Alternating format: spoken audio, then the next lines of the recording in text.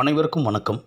நீங்கள் நம்ம சேனலுக்கு புதுசுன்னா பக்கத்தில் இருக்கிற பெல் பட்டன் அமைத்தி சப்ஸ்கிரைப் பண்ணிக்கோங்க. தொடர்ந்து எல்லா வீடியோக்களையும் நீங்கள் பார்க்கலாம். அப்பாடா, ஒரு வழியா பஸ் ஸ்டாண்டுக்கு வந்தாச்சு. A few moments later. ஆஹா, நேரம் போய்கிட்டே இருக்கு. பட்டிமன்றத்துக்கு வேற நேரம் ஆகுது.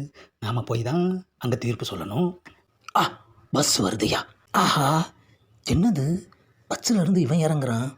ஹலோ, இறங்குறவங்களுக்கு வழியை விட்டு நில்லடா முண்டோம். இறங்குப்பா இறங்குப்பா. அப்பா இறங்கிட்டான், நாம் ஏறிடுவோம். போலாம், ரைட்.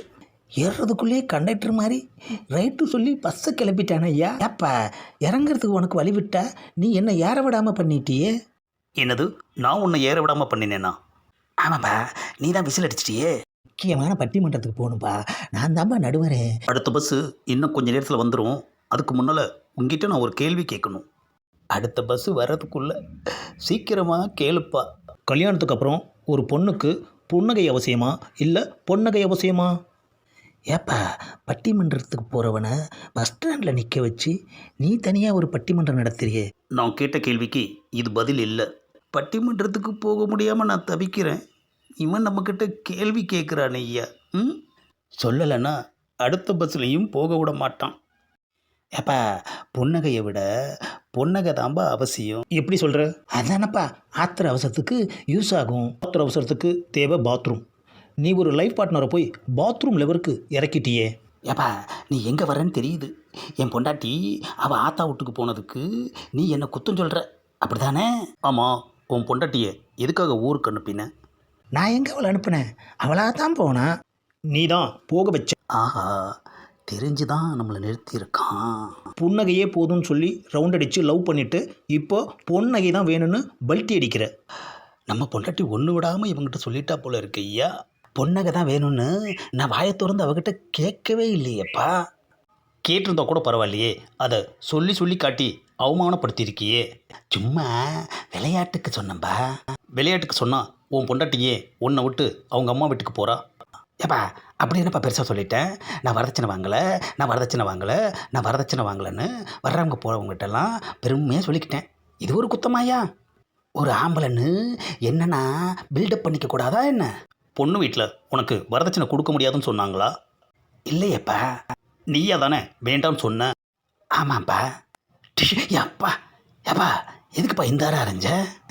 நீயாவே வேணான்னு சொல்லிட்டு ஊரு பூரா வாங்கலை வாங்கலைன்னு தமுக்கடிச்சு அந்த பொண்ணை அசிங்கப்படுத்திட்டு இருந்திருக்க. ஏப்பா, இது என் சொந்த பிரச்சனை. எதுடா சொந்த பிரச்சனை? இது நம்ம நாட்டோட தீர்க்க முடியாத பிரச்சனை. வாங்கலை வாங்கலைன்னு சொல்லி நைஸாக வாங்கலான்னு பார்க்குறியா? ஆஹா, கண்டுபிடிச்சிட்டானே ஐயா. ஆமான்னு சொன்னால் இங்கேயே நம்மளை துவைச்சி தொங்க விட்டுருவான். ஏப்பா, வாங்கலைன்னு சொன்னது ஒரு குத்தமா? வரதட்சணை வாங்கிறது குத்தம்னு எத்தனை பட்டிமன்றத்தில் சொல்லியிருக்கேன். என் வாழ்க்கையிலையும் அதை கடைபிடிச்சிருக்கேன். எப்போ நீ வாங்கலை வாங்கலைன்னு சொன்னியோ அப்போவே வாங்குகிற ஆசை உனக்கு வந்துருச்சுன்னு அர்த்தம். தப்பு செய்கிறவனுக்கு அதிக தண்டனை கொடுக்கணுமா இல்லை அதை தூண்டி விடுறவனுக்கு அதிக தண்டனை கொடுக்கணுமா? தூண்டி வரவனுக்கு தான்ப்பா அதிக தண்டனை கொடுக்கணும். அப்படின்னா வரதட்சணை வாங்குறவனை விட வாங்கலை வாங்கலைன்னு மற்றவங்களை வாங்க தூண்டி விடுறவனுக்கு தானே அதிக தண்டனை கொடுக்கணும். ஆஹா, இனிமேல் யாருக்கிட்டையும் அப்படி தம்பட்டமே அடிக்க மாட்டேன்பா. உனக்கு தீர்ப்பு சொல்கிறதுக்கே ஒரு ஆள் தேவைப்படுது.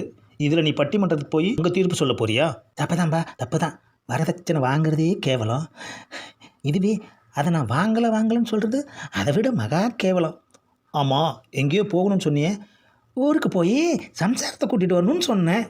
பஸ் வந்ததும் ஏறி போய்கிட்டே இருப்பேன். அது வரட்டுமா?